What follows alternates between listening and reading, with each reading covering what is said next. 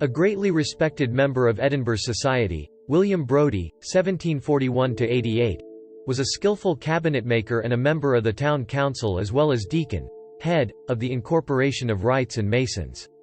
However, unknown to most gentlefolk, Brodie had a secret nighttime occupation as the leader of a gang of burglars. An extracurricular activity that was necessary to support his extravagant lifestyle, which included 2 mistresses, numerous children and a gambling habit.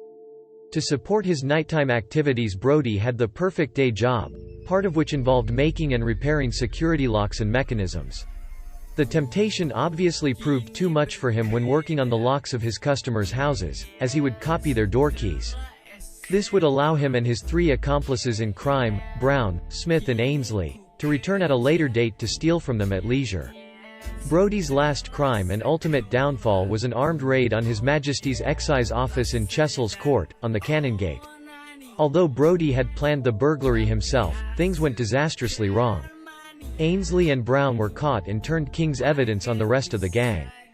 Brodie escaped to the Netherlands, but was arrested in Amsterdam and returned to Edinburgh for trial. The trial started on 27 August 1788. However, little hard evidence could be found to incriminate Brodie. That was, until a search of his house revealed the tools of his illicit trade. The jury found both Brodie and Smith guilty and their execution was set for 1 October 1788. Brodie was hanged at the toll booth with his accomplice George Smith, the demon grocer. However, Brodie's story does not quite end there. He had bribed the hangman to ignore a steel collar he was wearing with the hope this would defeat the noose. But despite the arrangement he made to have his body quickly removed following the hanging, he could not be revived. The final irony was that Brodie was hanged from a gibbet, which he himself had only recently redesigned.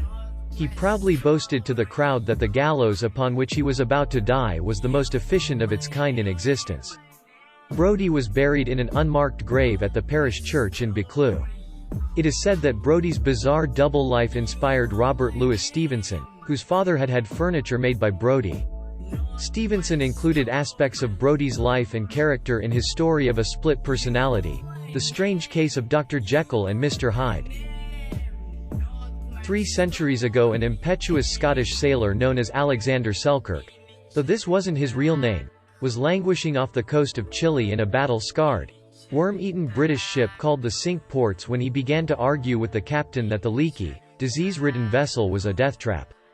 Selkirk, a skilled navigator, and the ship's sickened crew were privateers, in effect, legalized pirates for the British Crown, who had spent a year at sea off South America robbing Spanish ships and coastal villages. Selkirk had already been on a similar voyage. He knew all the risks. But by October 1704, as the Cinque Ports anchored off a deserted archipelago 418 miles west of Valparaiso, Chile, he had made a life-changing decision. Selkirk demanded that his 21-year-old captain, Lieutenant Thomas Stradling, whom he regarded as arrogant, leave him on the largest island, a wish that Stradling was only too happy to oblige.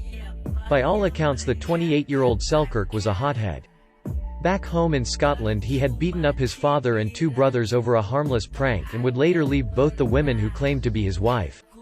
In any case, Selkirk was left ashore, but when he realized that none of the crew was joining him in the mutiny, he frantically waded back into the ocean and begged forgiveness from Stradling, a tyrant who delighted in saying no. Fortunately, for Selkirk's sake in world literatures, he accepted his fate, survived, and upon his return to England, inspired one of the world's great tales of self-reliance and courage, Daniel Defoe's Robinson Crusoe. Yet the cliché holds true: truth is stranger than fiction. The real life of Alexander Selkirk surpassed Crusoe's in almost every aspect.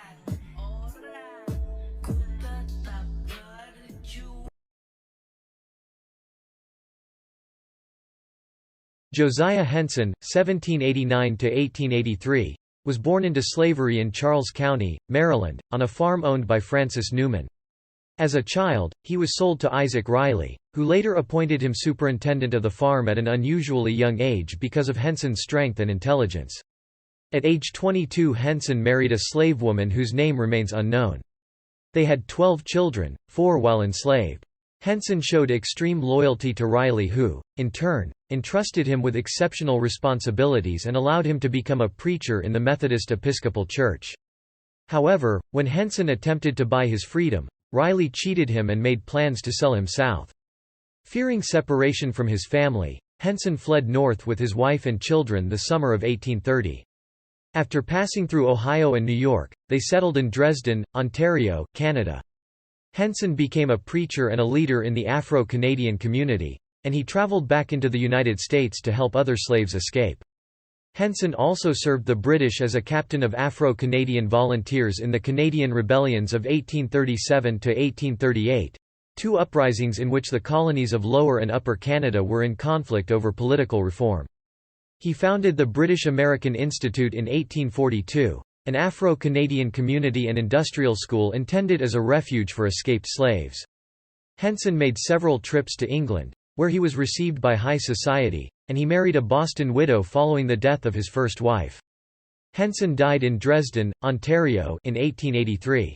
Although he learned to read and write in freedom, Henson dictated his autobiography to an unnamed amanuensis who declares that the story remains entirely Henson's, the substance of it. The facts, the reflections, and very often the words, are his. And little more than the structure of the sentences belongs to another P.E. The Life of Josiah Henson, formerly a slave, now an inhabitant of Canada, as narrated by himself, was first published in 1849. The narrative was later reprinted in 1858 as Truth Stranger Than Fiction. Father Henson's story of his own life, and was again reprinted in 1879 as Truth is Stranger Than Fiction, an autobiography of the Reverend Josiah Henson. Both the 1858 and 1879 editions contained a foreword by Harriet Beecher Stowe, and the public originally believed that Henson's life story was the basis for the character of Uncle Tom in her novel, Uncle Tom's Cabin, which boosted its sales and likely prompted the republications. Both Stowe herself and 20th-century literary scholars have identified numerous slave narratives as influences on Stowe and inspiration for her book, so while Henson was unlikely the singular model for Uncle Tom, Stowe did point to his narrative in The Key to Uncle Tom's Cabin, 1853, as proof that individuals such as those she created in fiction existed in real life. The life of Josiah Henson begins by describing the circumstances of his birth, his early memories of brutal abuse suffered by his parents, and the cruel separation of his family at the auction block.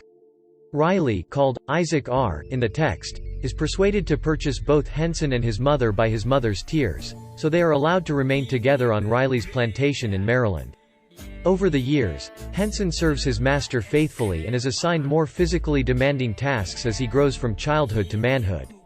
He achieves great influence with my companions, and, as a young man, is promoted to be superintendent of the farm work, and managed to raise more than double the crops, with more cheerful and willing labor, than was ever seen on the estate before.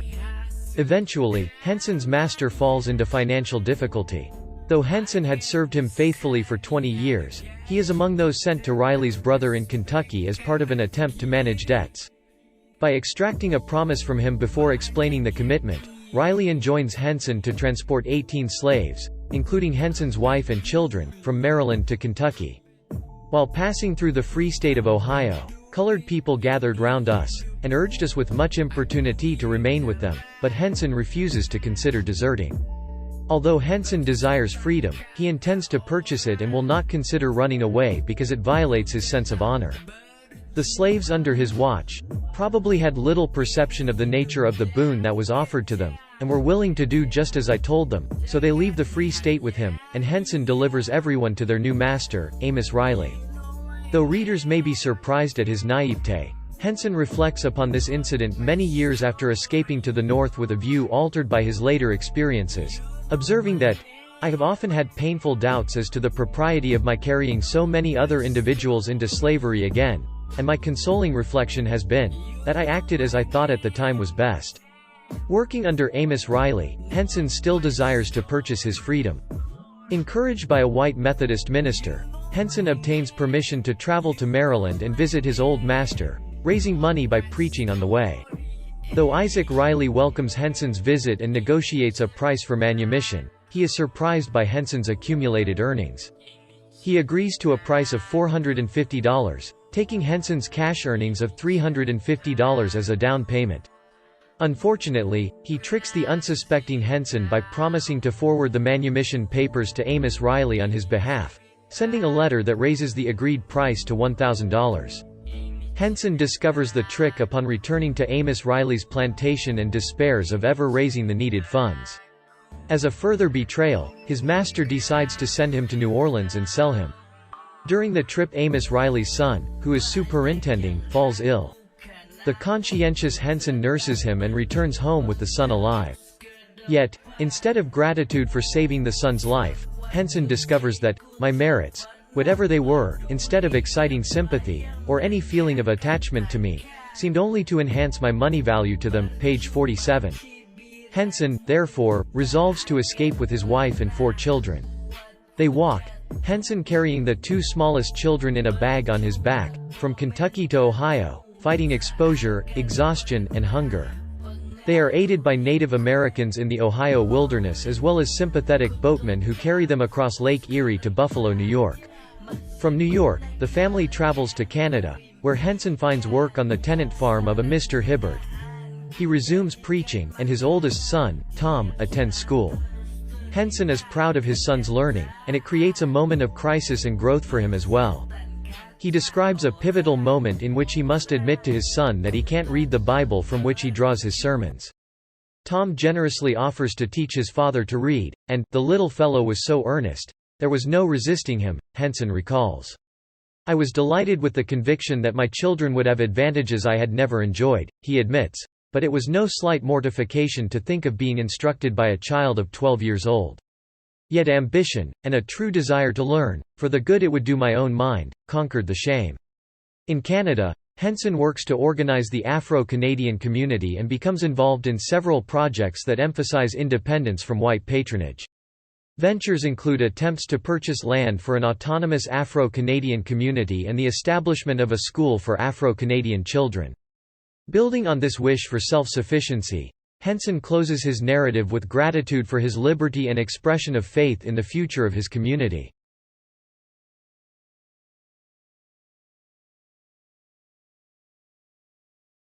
Joseph Bell was born in Edinburgh on 2 December 1837, the son of Dr. Benjamin Bell and his wife, Cecilia Barbara Craigie. He studied medicine at the University of Edinburgh Medical School and qualified in 1859. He was a talented and highly thought of medical student and delivered a dissertation to the Royal Medical Society as a student, which is still in their possession to this day. Bell had an accomplished medical career and served as a personal surgeon to Queen Victoria whenever she visited Scotland, published several medical textbooks and became president of the Royal College of Surgeons of Edinburgh in 1887. He was the great-grandchild of the forensic surgeon Dr. Benjamin Bell, a pioneer of forensics that is widely regarded as being the first surgeon to practice scientifically, and has been described as the father of the Edinburgh School of Surgery. Benjamin Bell is quoted as having stated that, in medical practice, it is inevitable to observe the details, and Joseph Bell certainly inherited his grandfather's eye for detail. Joseph Bell himself became a popular lecturer, renowned for his extraordinary observational abilities. He was able to tell from the tattoos of sailors where they had sailed, could discern a man's origin from their accent and could tell the profession of a patient from glancing at their hands. He famously concluded that one man was an alcoholic by observing that he habitually carried a flask in the inside breast pocket of his coat. He is reported to have noted that another man was a cobbler by seeing that the inside of the knee of the man's trousers was worn in a particular way. He could also apparently tell with great reliability that someone had lied to him by observing their behavior and mannerisms. Sir Arthur Conan Doyle and Joseph Bell. Sir Arthur Conan Doyle first met Dr. Joseph Bell in 1877 whilst he was a medical student, and he served as a clerk for him for a time. Bell became Doyle's mentor, and he spent a great deal of time observing Bell's celebrated deductive abilities. In many ways, he was Dr. Watson to Bell's Sherlock Holmes. The following is an account of Doyle's recollection of one particular example of Bell's observational abilities that occurred when Bell observed a patient that he had never spoken to or met before.